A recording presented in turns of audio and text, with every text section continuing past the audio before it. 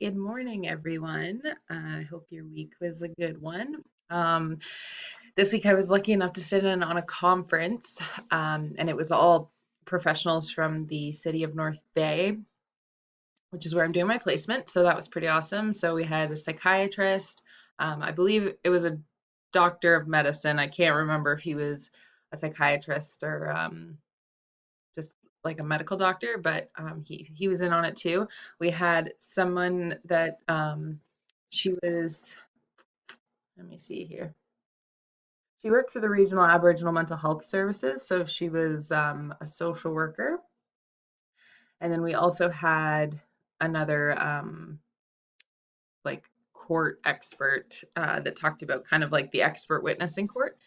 So it was really interesting to see how many resources we actually have in this city, especially because it's a small one. I wasn't expecting there to be this many professionals that work strictly with mental health, which is awesome.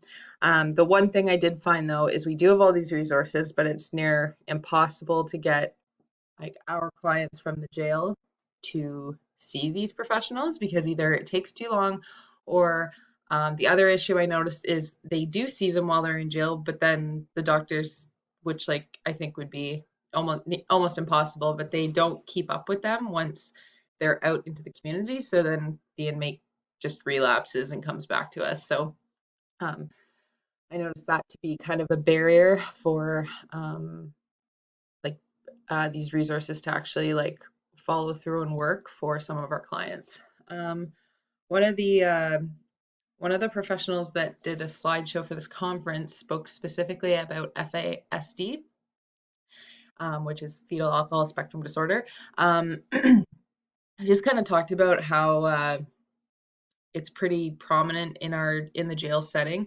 Unfortunately, it's really expensive to diagnose, so there's a lot of people, and I know our mental health nurse at the jail has said this. She would say probably about 85% of our population has FASD, but only probably 10% of them are diagnosed because it's just ridiculously expensive to get it done.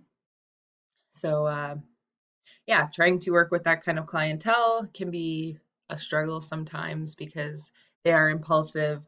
Um, they don't really think before they make decisions. They don't think about like the long-term effects. So some of the statistics that were brought up were that 40%, 41% of those with FASD had theft offenses. Um, or I guess 41% of theft offenses were by those that had FASD. Um, they have a really high tolerance for pain.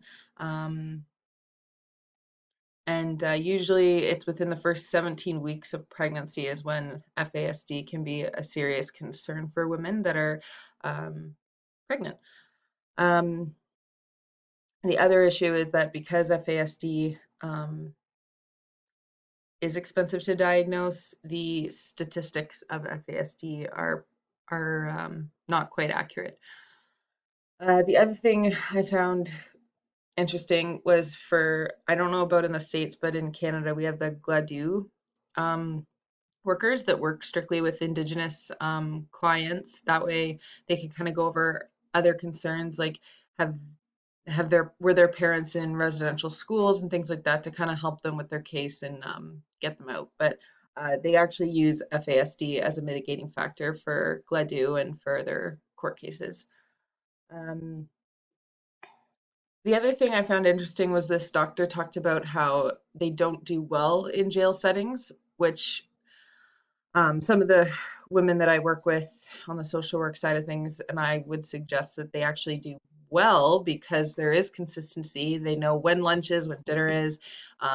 They know they're going to see the nurse 3 times a day. Like all of those things are very consistent, which makes their day easier to follow. So I would suggest that it's easier for them, but according to this doctor and whatever statistics he's found and researched, I guess they don't do well. So it'd be interesting to look further into that and just see like what the actual like concrete um, research is and whether or not those with FASD are struggling or if they do seem to be doing better. Um, just a couple other things that they talked about. So, um, we had a guy talk about forensic psychiatry and just kind of talked about uh, like not criminally responsible. So, women's battered syndrome used to be a defense for NCR. Apparently, it isn't anymore.